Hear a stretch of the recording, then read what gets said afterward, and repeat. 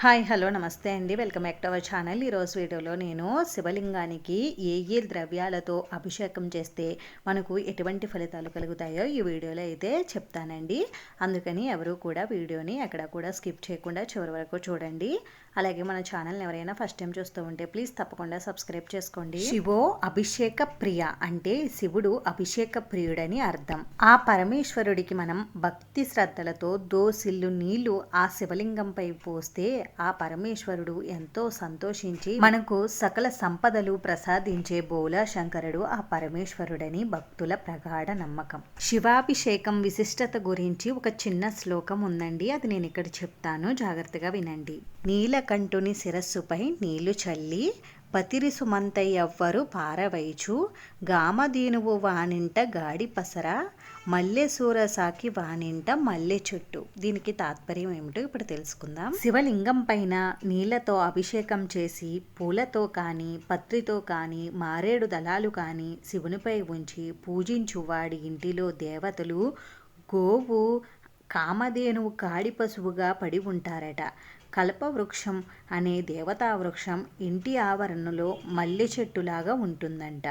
శివార్చన శివాభిషేకం చేస్తే అన్ని అభిష్టాలు నెరవేరుతాయి, సకల ఐశ్వర్యములు కలుగుతాయని ఈ శ్లోకం యొక్క అర్థం. నిశ్చలమైన భక్తితో ఉద్ధరిణుడు నీళ్లతో శివుణ్ణి అభిషేకించిన ఆయన సుప్రసన్నుడవుతాడు, మన అభిష్టాలు నెరవేరుస్తాడు. అందుకే ఆయన్ను బోలా శంకరుడు అని అంటారు. హిందువుల అర్చనా విధానంలో ఎంతో ముఖ్యమైనది, ప్రాధాన్యం కలిగినది అభిషేకం.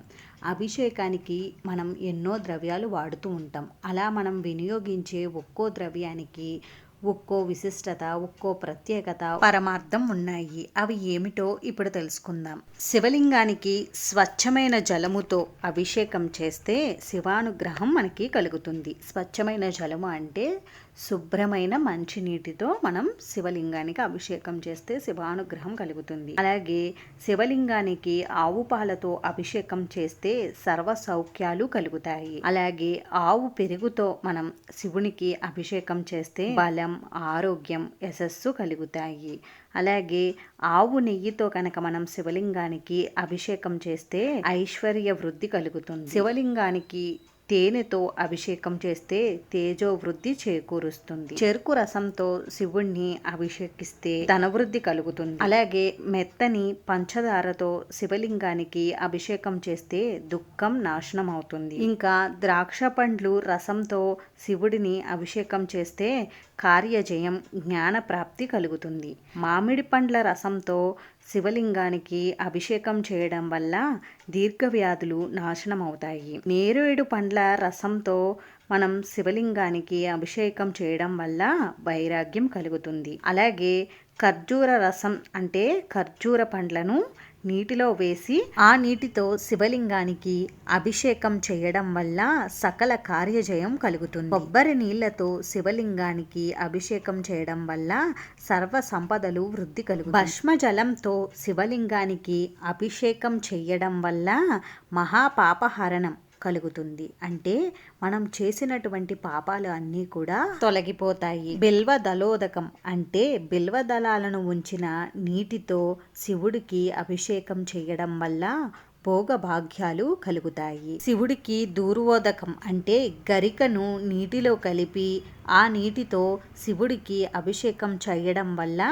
నష్ట ద్రవ్య ప్రాప్తి కలుగుతుంది. అంటే మనం ఎప్పుడైనా ద్రవ్యాలను అంటే డబ్బులను కోల్పోయి నష్టపోయి ఉంటే ఆ డబ్బులు మనకి మళ్ళీ తిరిగి ఈ అభిషేకం చేస్తే లభిస్తాయని. రుద్రాక్షోదకం అంటే రుద్రాక్షలను నీటిలో కలిపి ఆ నీటితో అభిషేకం చేస్తే శివుడికి మహదైశ్వర్యం కలుగుతుంది. పుష్పోదకం అంటే నీటిలో పుష్పాలను ఉంచి ఆ నీటితో శివలింగానికి అభిషేకం చేయడం వల్ల భూలాభం కలుగుతుంది. సువర్ణోదకం అంటే నీళ్లలో బంగారం ముంచి ఆ నీటితో శివాభిషేకం చేస్తే దారిద్ర్యం నశిస్తుంది. నవరత్నోదకం అంటే మనకున్న నవరత్నాలను నీటిలో ఉంచి ఆ నీటితో శివుడికి అభిషేకం చేస్తే ధాన్యం, గృహలాభం కలుగుతుంది. పసుపు కలిపిన నీటితో శివాభిషేకం చేస్తే శుభప్రదమగును, ఇంట్లో శుభకార్యాలు జరుగుతాయి. కుంకుమ కలిపిన నీటితో శివుడికి అభిషేకం చేయడం వల్ల సౌభాగ్యం కలుగుతుంది.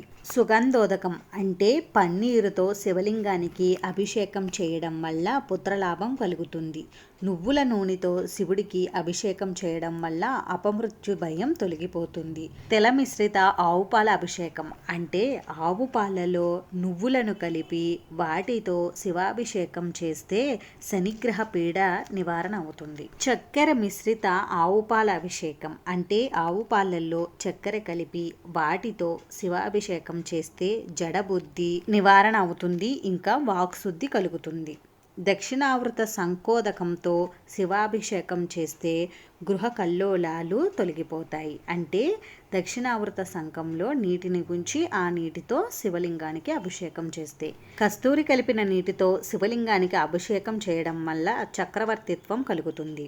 అన్నముతో శివలింగానికి అభిషేకం చేస్తే అధికార ప్రాప్తి, మోక్షము మరియు దీర్ఘాయువు లభిస్తాయి. శివ పూజలో అన్నలింగార్చనకు ప్రత్యేకమైన ప్రాధాన్యత కలదు. పెరుగు కలిపిన అన్నాన్ని శివలింగం మొత్తానికి అద్ది మెత్తుతూ పూజ చేస్తారు. పూజ పూర్తయిన తర్వాత ఆ అన్నాన్ని ప్రసాదంగా అందరికీ పంచిపెడతారు. ఈ అన్నలింగార్చన పూజ చూడడానికి చాలా అందంగా కనిపిస్తుంది. ఇంకా శివలింగానికి గంగోదకం అంటే గంగా జలంతో అభిషేకం చేయడం వల్ల సర్వ సమృద్ధి, సంపదల ప్రాప్తి కలుగుతుంది. ఇంకా శివలింగానికి గంధోదకం అంటే గంధాన్ని కలిపిన నీటితో అభిషేకం చేయడం వల్ల సత్పుత్ర ప్రాప్తి కలుగుతుంది. నిమ్మరసంతో శివాభిషేకం చేస్తే మృత్యుభయం తొలగిపోతుంది. బియ్యపిండితో శివాభిషేకం చేస్తే అప్పుల బాధలు తొలగిపోతాయి. శివలింగానికి పంచామృతాలతో అభిషేకం చేయడం వలన మనకి ధనవృద్ధి కలుగుతుంది. అలాగే పంచగవ్యములతో శివలింగానికి అభిషేకం చేస్తే మనం చేసినటువంటి పాపాలు అన్నీ కూడా తొలగిపోతాయి. అంతేనండి, విన్నారు కదా శివాభిషేకం ఏ ద్రవ్యములతో చేస్తే ఎటువంటి ఫలితాలు కలుగుతాయో. ఈ వీడియో మీకు నచ్చితే మీ ఫ్రెండ్స్కి, రిలేటివ్స్కి షేర్ చేయండి. ఇటువంటి మంచి మంచి వీడియోస్ కోసం ఛానల్ని సబ్స్క్రైబ్ చేసుకోండి. వీడియోని చివరి వరకు చూసినందుకు చాలా థ్యాంక్స్ అండి.